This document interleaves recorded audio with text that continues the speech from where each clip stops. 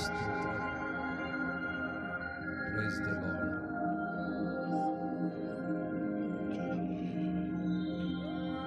Praise god. స్తోత్రం. దేవుని స్తుతించి గణపరుద్దాం అందరం కూడా.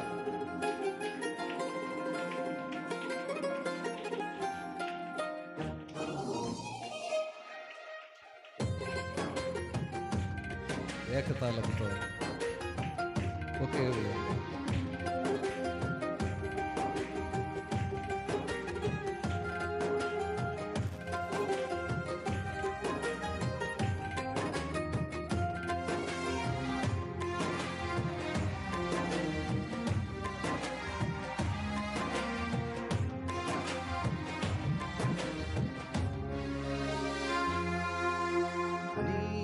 ప్రేమ నాలో మధురమైనది, అది నా ఊహకందని క్షేమ శిఖరము. నీ ప్రేమ నాలో అది నా ఊహకం.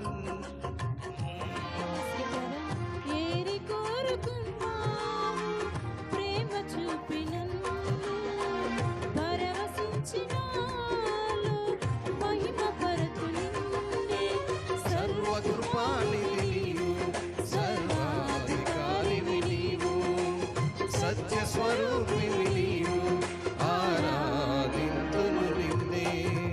నీ ప్రేమ నాలో మధురమైనది, అది నా ఊహకందని క్షేమ శిఖరము.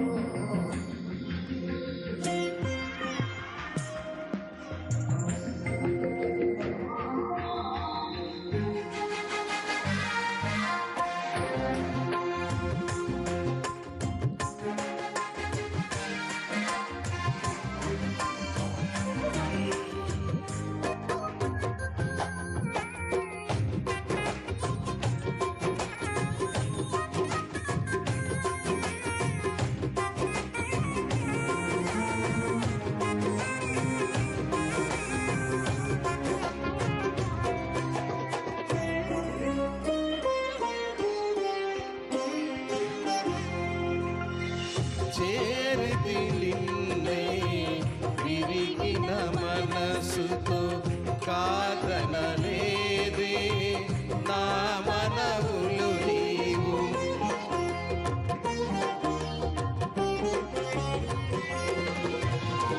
చేరితి నిన్నే విరిగిన మనసుతో, కాదనలేదే నా మనవులు నీవు. హృదయం నిండిన గానం నన్ను నడిపే ప్రేమ కావ్యం, నిరతము నాలో నీవే చెరుగని దివ్య రూపం.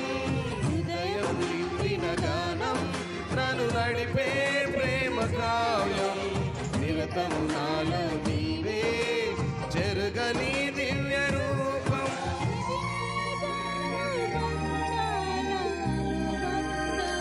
తేజో విరాజా స్తుతి మహిమలు నీకే, నా యేసు రాజా ఆరాధన నీకే. తేజో విరాజా స్తుతి మహిమలు నీకే, నా యేసు రాజా ఆరాధన నీకే. నీ ప్రేమ నాలో మధురమైనది, ఇది నా ఊహకందని ప్రేమ శిఖరము.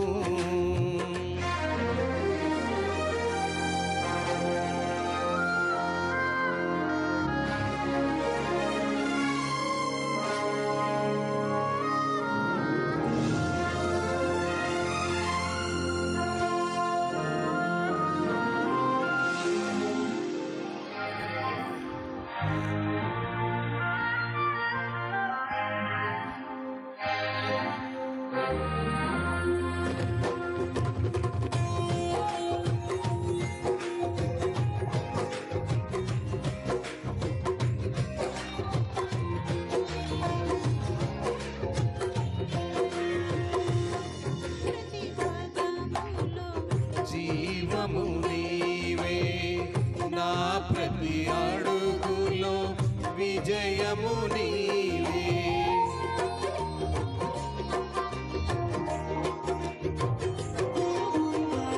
నా ప్రతి పదములో జీవము నీవే, నా ప్రతి అడుగులో విజయము నీవే. ఎన్నడు విడువని ప్రేమ నిన్ను చేరే క్షణము రాదా, నీ కృపయే నాకు చాలును. ఎన్నడు విడువని ప్రేమ నిన్ను చేరే క్షణము రాదా, నా నీడగా నాతో నిలిచే నీ కృపయే నాకు చాలును. ఇది నీ ప్రేమ కురిపించు హేమంతమా, తేజో స్తుతి మహిమలు నీకే నా యేసు రాజా. ఆరాధన నీకే తేజో విరాజా, స్తుతి మహిమలు నీకే నా యేసు రాజా. ఆరాధన నీకే.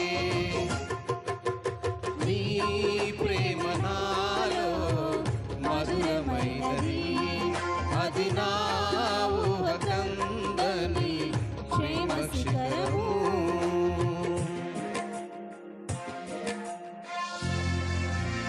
నీ సింహాసనం మమ్ము చేర్చుటకు సిలువను మోయక మాకు నేర్పించావు. కొండల లోయలు దాటి నీ మహిమాత్మతో మమ్మల్ని నింపావు. దయగల ఆత్మతో నింపి సమభూమిపై మమ్మల్ని నడిపించావు.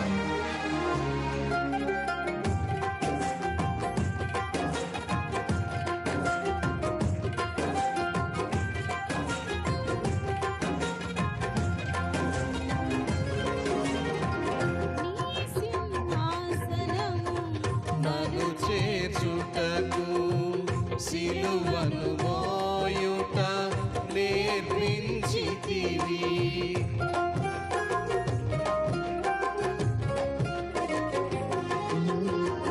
నీ సింహాసనము నన్ను చేర్చుటకు సిలువను మోయుట నేర్పించితివి. కొండలు లోయలు దాటే మహిమాత్మతో నింపినావు, దయగల ఆత్మతో నింపి సమభూమిపై నడిపినావు.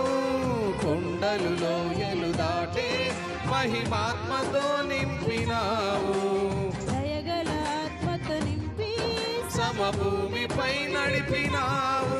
ఇది నీ ఆత్మ బంధముకై సంకేతమా, తేజో విరాజా, స్తుతి మహిమలు నీకే నా యేసు రాజా.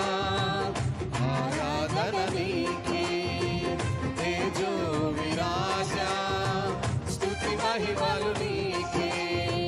నా యేసు రాజా, ఆరాధన నీకే.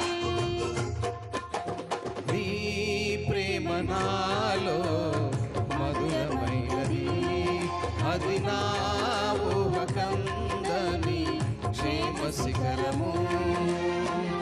ఏరి కోరుకున్నావు ప్రేమ చూపి నన్ను, పరవశించినాలో మహిమ పరతు నిన్నే. సర్వకృపానిధి నీవు, సర్వాధికారివి నీవు, సత్య స్వరూపివి నీవు, ఆరాధింతును నిన్నే. సర్వకృపానిధి నీవు, సర్వాధికారివి నీవు, సత్య స్వరూపివి నీవు, ఆరాధింతును నిన్నే.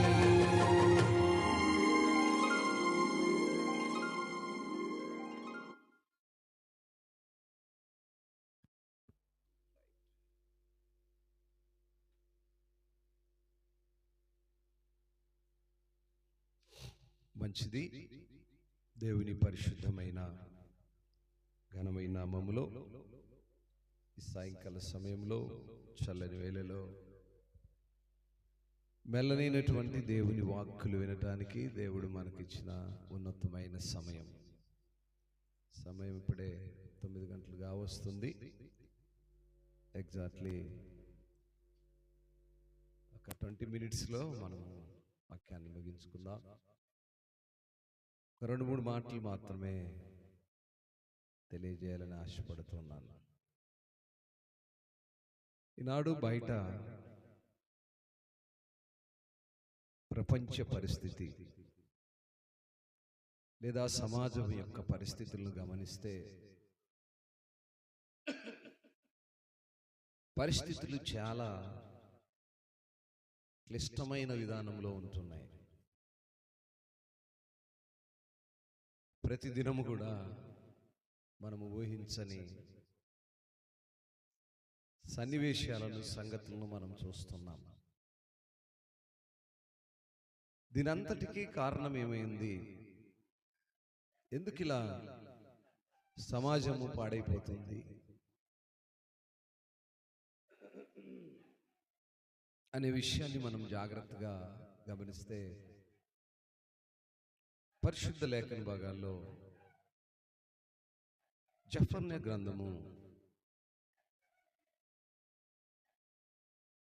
1వ అధ్యాయము 14వ వాక్యాన్ని చదువుతాం. యెహోవా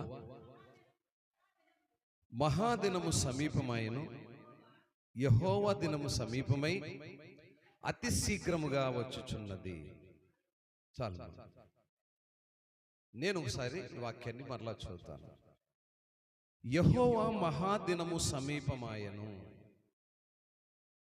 నెక్స్ట్ వన్, యెహోవా దినము సమీపమై అతి శీఘ్రముగా వచ్చుచున్నది. 2 సందర్భాలను ఇక్కడ మనము చూస్తున్నాం. ఈనాటి మన మూలవాక్యం ఏంటంటే ఉగ్రత దినము. మన అంశము ఉగ్రత దినము. ఈ ఉగ్రత దినాల్లో, ఈ కడవరి దినాల్లో మనుషుల యొక్క స్వభావాలు, సమాజంలో ఉన్నటువంటి పరిస్థితులను మనం ఒకసారి జాగ్రత్తగా నెమరు వేస్తే దేవుని వాక్యము భక్తుడైనటువంటి జెఫన్యా ద్వారా మనకు తెలియజేస్తున్న సంగతులు ఏంటంటే, మొదట దేవుని యొక్క మహాదినము సమీపమవుతుంది. రెండవది, దేవుని దినము సమీపమై అతి శీఘ్రముగా ఉన్నది అంటాడు. శీఘ్రముగా అంటే దగ్గరగా ఉంది, సమీపముగా ఉంది, వచ్చేసింది. చాలా కాలం నుంచి మనము కీర్తన పాడుతూ ఉంటాం. యేసు రాజుగా వచ్చుచున్నాడు, భూలోకమంతా తెలుసుకుంటాడు. యేసు రాజుగా వచ్చుచున్నాడు, భూలోకమంతా తెలుసుకుంటాడు. రవి కోటి తేజుడు, రమ్యమైన దేవుడు. రవి కోటి తేజుడు, రమ్యమైన దేవుడు. రారాజుగా వచ్చుచున్నాడు. యేసు రారాజుగా వచ్చుచున్నాడు. యేసు రాజుగా వచ్చుచున్నాడు, భూలోకమంతా తెలుసుకుంటాడు. హల్లెలూయా కదండి. ఈ పాటను మనము ఇప్పటి నుంచి కాదు, మన యొక్క పితరుల కాలం నుంచి వింటా ఉన్నాం కదా. ఆయన రాజుగా వస్తున్నాడు, రారాజుగా వస్తున్నాడు. గ్రంథంలో ఏనాడో రాయబడి ఉంది, ఆయన సమీపంలో ఉన్నాడు. వస్తున్నాడు అనేది కాదు, శీఘ్రముగా వచ్చుచున్నాడు. ఆలకించుడి, యెహోవా దినము వచ్చుచున్నది, పరాక్రమశాలురు మహారోదనము చేయుదురు. ఆ దినము ఉగ్రత దినము, శ్రమయు ఉపద్రవమును మహానాశనమును కమ్ము దినము, అంధకారమును గాఢంధకారమును కమ్ము దినము, మేఘములను గాఢంధకారము. ఉగ్రత దినము సమీపమైందండి. ప్రపంచంలో మనం గమనిస్తే ఎన్నో భయంకరమైన పరిస్థితులను మనం చూస్తున్నాం. దేవుని యొక్క ఉగ్రత దినము సమీపమైంది. దేవుని పిల్లలు దేవుని చెంత చేరవలసిన దినము సమీపమైంది. ప్రతి కుటుంబంలోనూ ప్రార్థనా జీవితము మరి కలిగి ఉండవలసిన దినాలు సమీపమైనాయి. కాలము సమయము ఉంది అంటూ ఇంకా నిర్లక్ష్యం చేయకూడని దినము సమీపమై ఉన్నాయి.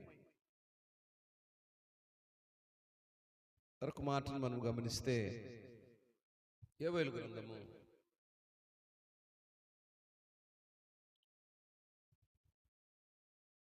2వ అధ్యాయము 1వ వాక్యాన్ని ఒకసారి చూద్దాం.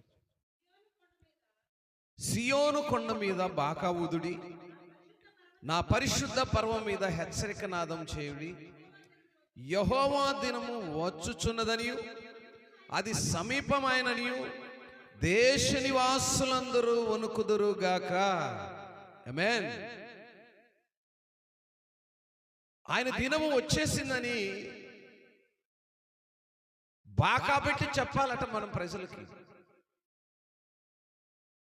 ప్రియులారా ఆలకించండి, దేవుని యొక్క దినము సమీపమైంది.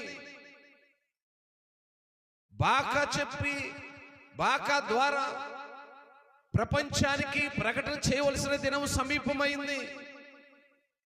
అటువంటి దినాల్లో మొదట క్రైస్తవులని చెప్పబడుతున్న మన కుటుంబాల్లోనే మొదట ఆయన ఉగ్రత దినాన్ని మన కుటుంబీకులకు చెప్పుకోలేకపోతున్నాం. మన యజమానులకు, మనం కనిన యవ్వన బిడ్డలకు చెప్పుకోలేకపోతున్నాం. కానీ దేవుని వాక్యం తెలియజేస్తున్న మాట ఏంటంటే ఆయన యొక్క మరి ఆగమనము సమీపమైందని బాకా పెట్టి చెప్పాలట. ఈరోజు ఎక్కడ పెట్టిన పెద్ద పెద్ద పెద్ద బాక్సులు పెట్టి ఎందుకు తెలియజేస్తున్నారంటే అనేక మంది దేవుని సన్నిధికి దూరంగా ఉంటున్న వాళ్ళు ఈ శబ్దం ద్వారా వింటారేమో, వారి జీవితాలు మార్చబడతాయేమో, దేవుని ఆగమనాన్ని గమనిస్తారేమో, ఆయన యొక్క ఆగమనకు సమీపమైందని ప్రజలందరూ తెలుసుకొని దేవుని సన్నిధిలో మోకరిల్లుతారేమో. నా పిల్లరా, ఈనాడు చూస్తే మనము మన కుటుంబాల్లోనే దేవుని సన్నిధికి దూరస్తులుగా ఉన్నటువంటి మన బిడ్డలనే చూస్తున్నాం. మన గ్రామంలో ఉన్నటువంటి యవనులైతే పెద్దలనైతే మనం గమనించినప్పుడు దేవుని సన్నిధికి దూరంగా ఉంటున్నారు. బాకా ద్వారా ఆయనను గురించినటువంటి ఆ హెచ్చరిక నాదాన్ని మనం తెలియచేయాలి. ఈరోజు ఇంత పెద్ద బాక్సులు గొట్టాలు పెట్టి ఎందుకు మనం సువార్త ప్రతిదినము ప్రకటిస్తున్నామంటే ఆ ఉగ్రత దినంలో సమీపమై ఉన్నాము. ఆ ఉగ్రత దినంలో సమీపమై ఉన్న మనము 11వ వాక్యం ఒకసారి చదవండి. 2:11. యెహోవా తన సైన్యమును నడిపించుచు ఉరుము వలె గర్జించుచున్నాడు. ఆయన దండు బహు గొప్పదై ఉన్నది, ఆయన ఆజ్ఞ నెరవేర్చుచున్నది, బలము గలది. యెహోవా దినము బహుభయంకరము,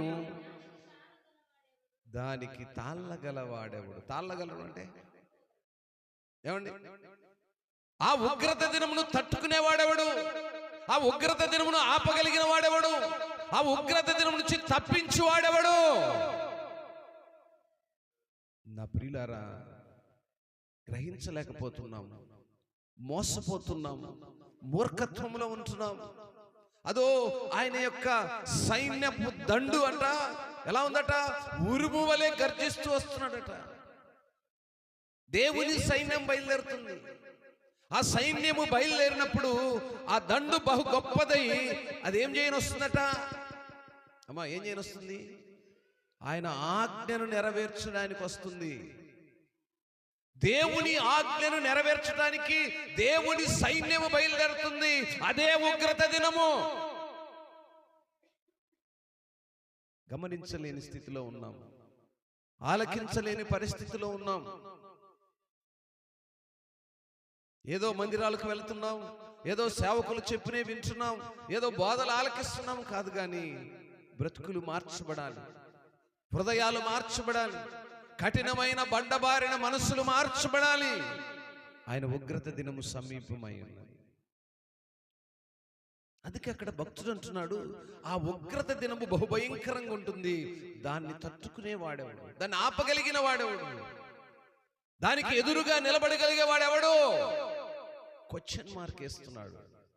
ఈరోజు చదువుతున్న మనం కూడా క్వశ్చన్ వేసుకుందాం. అవును నాయనా, ఆ ఉగ్రత దినం వచ్చినప్పుడు నా కుటుంబాన్ని ఆ ఉగ్రత నుంచి తప్పించేవాడెవడు? నీవే కదయ్యా. నా కుటుంబాన్ని ఆ ఉగ్రత దినం నుంచి తప్పించయ్యా. భయంకరమైన దినాల్లో మనం ఉన్నాం. ఆయన కూడా తయారై ఉన్నాడు. తన సైన్యమును ఉరుములే నడిపిస్తూ ఉన్నాడు. ఆ ఉరుముల వచ్చే సైన్యము బహుబలమైనదును, అంత మాత్రమే కాకుండా ఆయన ఆజ్ఞను నెరవేర్చడానికి వస్తున్నాయి. మన పాఠము ప్రతి పునరుద్ధాన దినము ఆజ్ఞలు కట్టడలను నేర్చుకుంటూ ఉన్నాం. వచ్చే ఆదివారంతో దాదాపు ఐ థింక్ 119వ కీర్తన కంప్లీట్ అవ్వచ్చు. ముగింపు గనుక ఆ మొదటి నుంచి ప్రారంభము ముగింపు వరకు ఆ 150 కీర్తనలో 172 వాక్యాల సారాంశాన్ని రేపు పునరుద్ధాన దినం ముందు ధ్యానం చేసుకుంటాం. వెట్టుకు ప్రియులారా, ఇక్కడ మనము గమనించినప్పుడు బయలుదేరుతున్నటువంటి ఆ దండు, ఆ సైన్యము బహుబలము గలది, బహుధైర్యము గలది. ఆయన ఆజ్ఞలు నెరవేర్చుటకు వచ్చేటువంటి సైన్యం అది. ఏమి ఆర్డినరీగా రావట్లేదు. ఈరోజు నా ప్రియ దేవుని సంగమా, ఆ ఉగ్రత దినమును తప్పించడానికి ఎప్పుడైనా ఒకసారి ఆలోచన చేసావా? ఎప్పుడైనా ఒకసారి అవును ఒకసారి ఆ పిక్చర్ని ఇమేజ్ చేస్తే అది ఎలా ఉంటుంది, ఆ ఉగ్రత అనే రూపాన్ని మీకు రేపు చూపిస్తాను. పిక్చర్ ఒకటి ఉంది నా దగ్గర. ఉగ్రత దినం ఎలా ఉంటుంది ఆదివారం పిక్చర్ చూపిస్తాను. అది నువ్వు చూసావా? అది నిజమా? ప్రశ్నలొద్దు.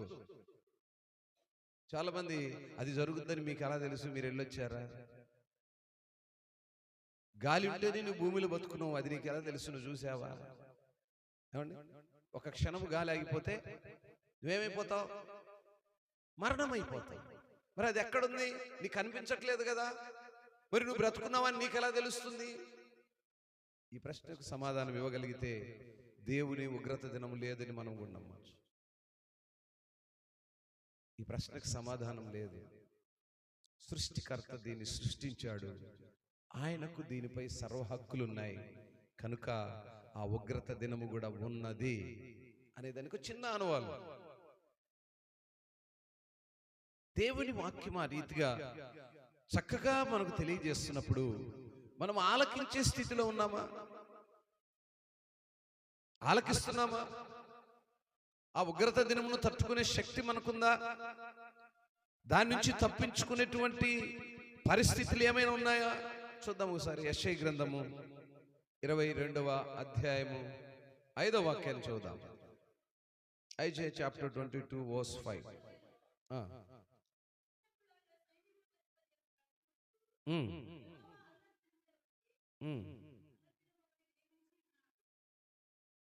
మా యెషయా గ్రంథము 22:5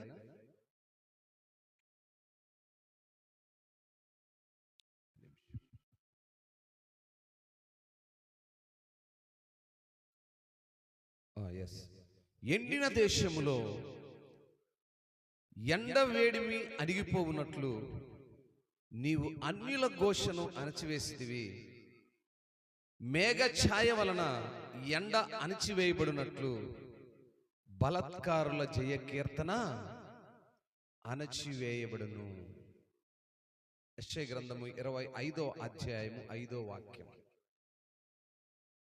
ప్రియులారా, ఈ మాటను జాగ్రత్తగా గమనించినప్పుడు ఎండిన దేశములో ఎండ వేడిమి అణిగిపోవునట్లు నీవు అన్యుల ఘోషను అణచివేసితివి. ఉగ్రత దినమందు అన్యుల యొక్క ఘోష, ఉగ్రత దినములో అన్యులు దేవుని దగ్గరకు వచ్చి ప్రళపడినప్పుడు ఆ మేఘ ఛాయ వలన ఎండ ఏ రీతిగా అణిచివేయబడినట్లు బలత్కారుల జయకీర్తన కూడా ఆ దినమందు అణిచివేయబడుతుందట. దేవుని ఉగ్రత దినమును ఎండిన దేశంలో ఎండ ఈ వేడిమికి ఉన్న ఆ సందర్భాన్ని ఇక్కడ చూపిస్తూ వస్తున్నాడు. ఆ షాడో వచ్చినప్పుడు ఆ నీడ ఎలా ఉంటుందో అది అక్కడి నుంచి పక్కకి వెళ్ళిపోయినప్పుడు మనము ఏ స్థితిలో ఉంటామో దేవుని యొక్క ఉగ్రత దినమును ఎరుగని వారి స్థితి ఆ విధంగా ఉంటుందండి. దేవుని యొక్క ఉగ్రత దినమును లెక్క చేయని వారి స్థితి. ఆ దినమున జయ కీర్తన చేసినా కూడా ప్రయోజనం లేదట. ఆ దినమున వెలుగెత్తి ప్రార్థించినా ప్రయోజనం లేదట. ఆ దినమున అయ్యో ఆ లాజరును ఏ రీతిగా ఆ ధనవంతుడు అడిగాడో ఆ విధంగా అడిగిన ప్రయోజనము ఏమంటే ప్రయోజనం ఏమనుందా? ఆ ధనవంతుడు మరణించాడు కదా. ఆ మరణించినప్పుడు ఏం జరిగింది? లాజరు బొటన వేలుతో ఒక చుక్క నీళ్ళని ఇవ్వని చెప్పయ్యా అంటున్నాడు. ప్రయోజనం ఏమైనా కలిగిందా? నా ప్రియులారా, ఆ ఘోష ఆ రీతిగా ఉంటుంది.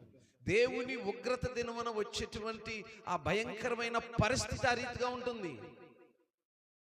అప్పుడు నువ్వు జయ కీర్తన పాడినా, విజయ కీర్తన పాడినా, ఆయన స్తుతించిన, ఆయన గణపరిచిన ప్రయోజనం ఉంటుందా? 25వ వాక్యము అధ్యాయము 1వ వాక్యం అక్కడ చూసినప్పుడు, యెహోవా నీవే నా దేవుడవు, నేను నిన్ను హెచ్చించెదను, నీ నామమును స్తుతించెదను. నువ్వు అద్భుతములు చేసితివి, సత్య స్వభావం అనుసరించి నీవు పూర్వకాలమున చేసిన నీ ఆలోచనలు. దేవుడు మొదటగానే ఆలోచన చేశాడు. పూర్వకాలం అంటే ఇప్పుడు సృష్టి ఆరంభంలోనే ఆయన ప్రతిదీ ఒక ప్రణాళికలో తీసుకొని వచ్చాడు. ఆయన మాట ఇచ్చాడు, వెనక్కి తీసుకోడు. అవునంటే అవును, కాదంటే కాదు. వస్తానన్నవాడు రాకమాన్న వెయిట్ అండ్ సీ. అదే క్రైస్తవ్యం. ఎదురు చూసే నిరీక్షణే క్రైస్తవ్యం. రాకేమ్మన్నాడు ఆయన. ఆ ఉగ్రత దినము తప్పించుకునే పరిస్థితి మనలో ఉందా? అట్టి స్థితిని తప్పించుకోవడానికి కావలసినటువంటి ఆయుధమును మనము కలిగి ఉన్నామా?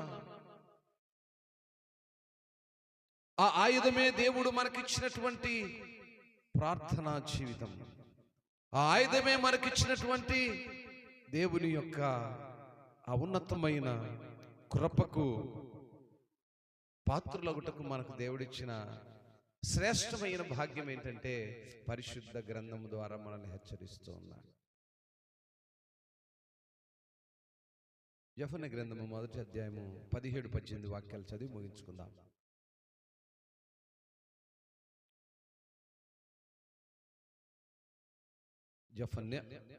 యెఫెన్నె గ్రంథము 1వ అధ్యాయము 17-18. జనులు యెహోవా దృష్టికి పాపం చేసిరి గనుక నేను వారి మీదికి ఉపద్రవము రప్పింపబోచున్నాను. వారు గుడ్డి వారి వలె నడిచెదరు, వారి రక్తము దుమ్ము వలె కారును, వారి మాంసము పెంట వలె పారవేయబడును. చాలు పిల్లరా, ఉగ్రత దినమును చాలా చులకనగా తేలిక తీసుకుంటున్నావేమో. ఉగ్రత రావటానికి మొదటి కారణము పాపము. పాపం అనే మాటకు అర్థము దేవుని ఆజ్ఞను అనుసరించకపోవడము, దేవుని చిత్తమును నెరవేర్చకపోవటము. అందుకే ఆయన అన్నాడు, ఆయన ఆజ్ఞను నెరవేర్చలేదు గనుకనే ఆ ఉగ్రత దినము ఆ రీతిగా రాబోతుందని లేఖనాలు సెలవిస్తున్నాయి. లోకం మీదకి ఎందుకు ఉగ్రత వస్తుందంటే దేవుని ఆజ్ఞను అలక్ష్యం చేయడం. అందుకంటున్నాడు, జనులు దేవుని దృష్టికి పాపం చేశారు గనుక నేను వారి మీదికి ఉపద్రవను రప్పింపబోచున్నాను.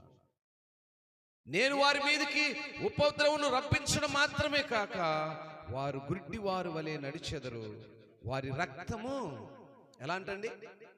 దుమ్ము వలె కారుతుందట. ఈరోజు చిన్న గాయం తగిలితే, చిన్న సూది గుచ్చుకుంటే మనకు వచ్చే ఆ రక్తపు బొట్టును చూసి, ఆ డ్రాప్ను చూసి ఎంత భయపడిపోతామో కదా. మరి రక్తం ఎలా పారుతుందట? దుమ్ము వలె పారడం అంటే ఇంకా శరీరాల్లో రక్తం ఏముంటుందండి? మనిషి శరీరంలో 6-7 లీటర్లు ఉంటుందేమో, అంతేనా? ఎన్ని లీటర్లు? 30 లీటర్లు?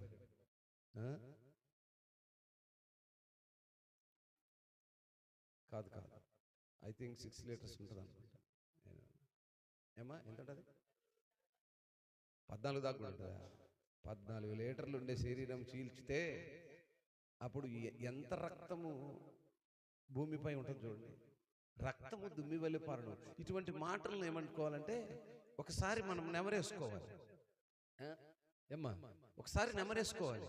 రక్తము దుమ్ము వలె కారడం అంటే అది ఎంత సంగతి చెప్పు. అలా కారాలంటే ఎంత మంది రక్తము చిందించబడితే అంతగా కార్చగలుగుతుంది.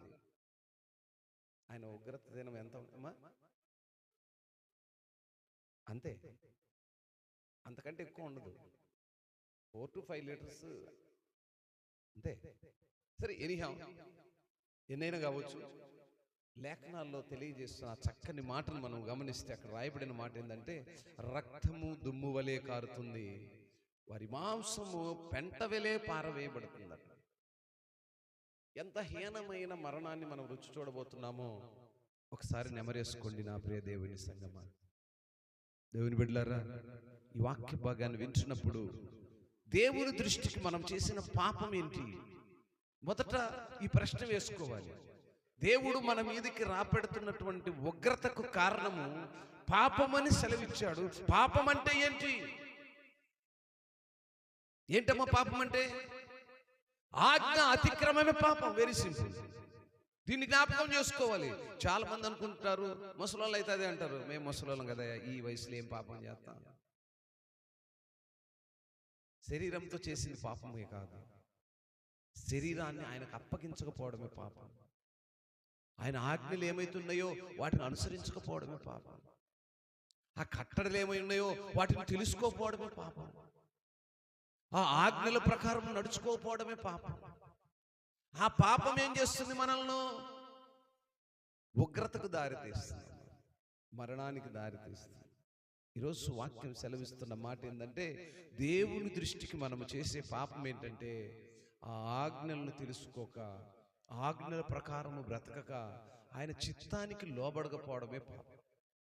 దానివల్ల మనకొస్తున్న జీతం ఉగ్రత అనే మరణం. ఇంకక్కడ ఆ చివరి మాటలు చదివి ముగించుకుందాం. యెహోవా ఉగ్రత దినమున తమ వెండి బంగారములు వారిని తప్పింపలేకపోవును, రోషాగ్ని చేత భూమంతయు దహింపబడును. హఠాత్తుగా ఆయన భూనివాసులందరినీ,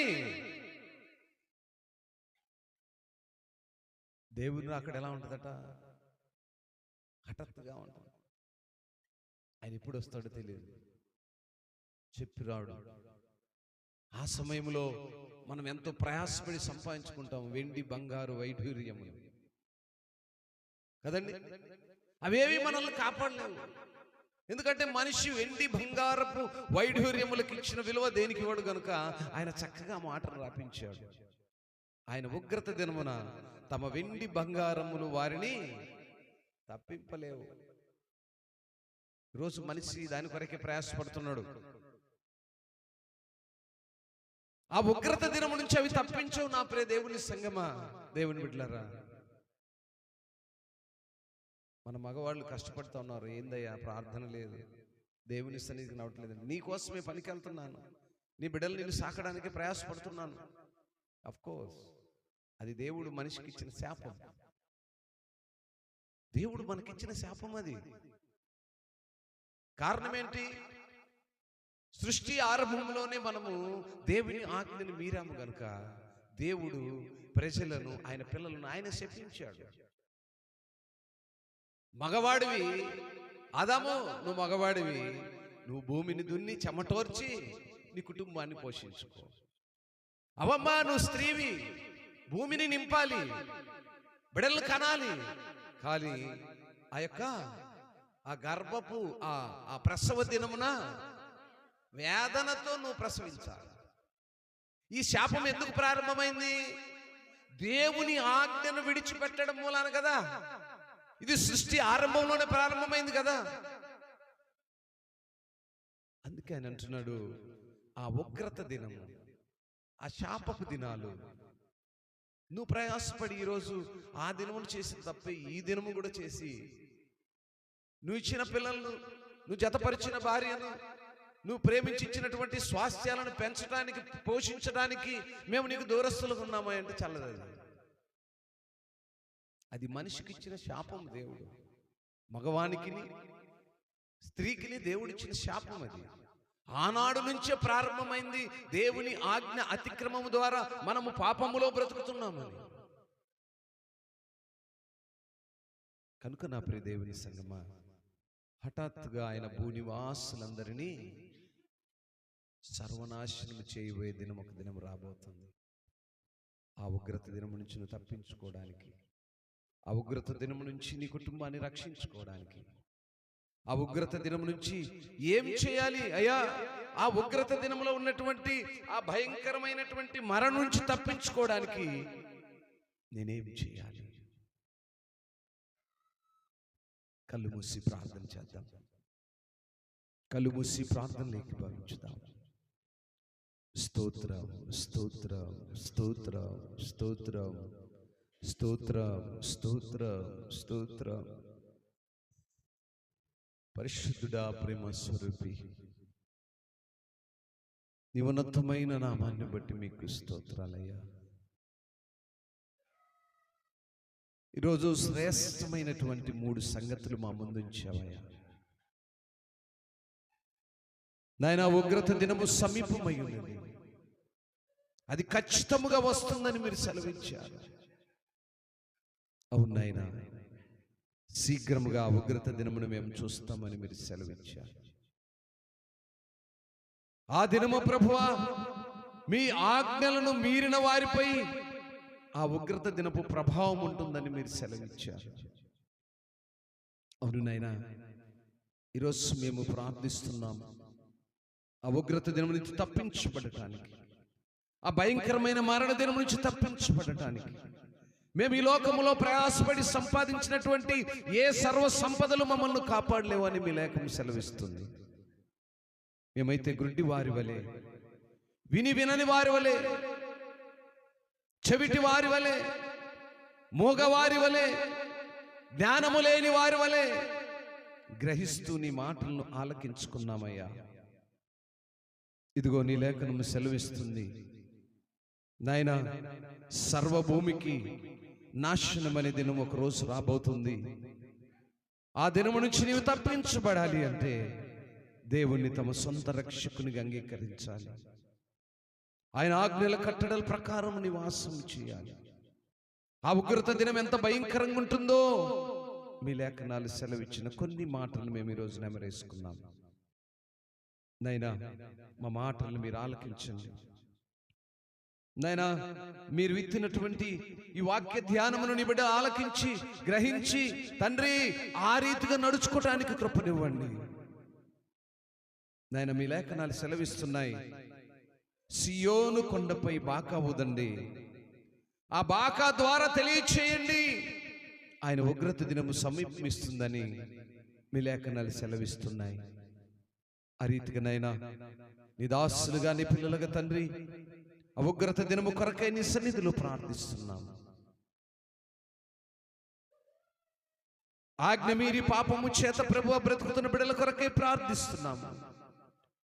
నీ చిత్తాన్ని గ్రహించలేక బ్రతుకుతున్న బిడ్డల కొరకై ప్రార్థిస్తున్నాము. సహాయం చేయండి, బిడ్డల జీవితాలను మార్చండి. లోకమునున్న సమస్తము వ్యర్థమని, అది పెంట కుప్పవేయవలే పారబడేబడున్నదని మీరు లేఖనాలు సెలవిచ్చారయ్యా. ఇంకా అజ్ఞానంలో బ్రతుకుతున్న బిడ్డలకు మీ కృపనిచ్చి జ్ఞానాన్ని దయచేయండి. మీ శ్రేష్టమైన మాటలు వాళ్ళ బ్రతుకులను సరిచేయటం కావలసిన కృపనిమ్మని ఈ వర్తమానమైన బిడ్డలలో మీ కృపాకాంతిని విస్తరింపచేసి చీకటిలో మరుగై ఉన్నటువంటి వారి హృదయములు తెరవబడి, చీకటిలో మరుగైనటువంటి వారి కన్నులు తెరవబడి నీ వాక్యంపై కనుదృష్టి ఉంచడానికి కృపనిమ్మని ఈ మాటలను ఆలకించిన బిడ్డలను ఎత్తిపట్టుమని, ఇంకా అజ్ఞానుల వలె మూర్ఖులను బిడ్డలు ప్రభువా జ్ఞానులుగా ఉండటానికి కృపనిమ్మని యేసయ్య ఘనమైన నామములో ప్రార్థించి మనవులు నాయనా అడిగి వేడుకొని పొందుకొని ఉన్నాము తండ్రి. ఆమేన్.